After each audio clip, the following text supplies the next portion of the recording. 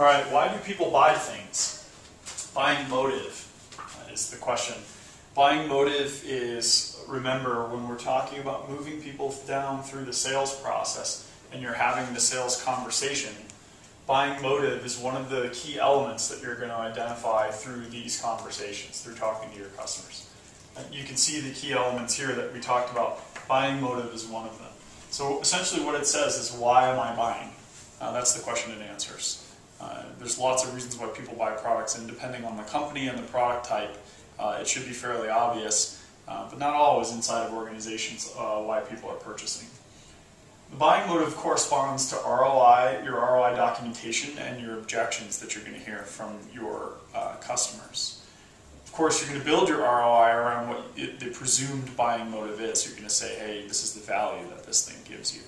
And also, when they have objections, you're going to answer those objections with an eye toward the buying motive. If they say, oh, this isn't such and such, you can answer that knowing the reason that they're going to buy the product.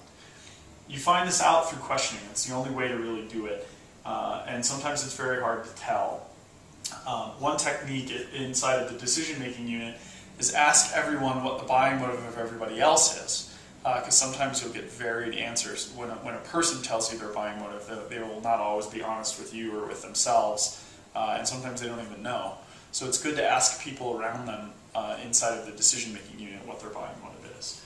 So here's a classic list of buying motives. You can read through these: desire for gain, fear of loss, comfort and convenience, security and protection, pride of ownership, emotional satisfaction, and ego satisfaction. Often buying motive is a combination of these things, but that's sort of a classic list of what motivates people to buy. So it's good to know that as it relates to your sales conversations. It's one of those things you want to find out about your potential customer during the conversation.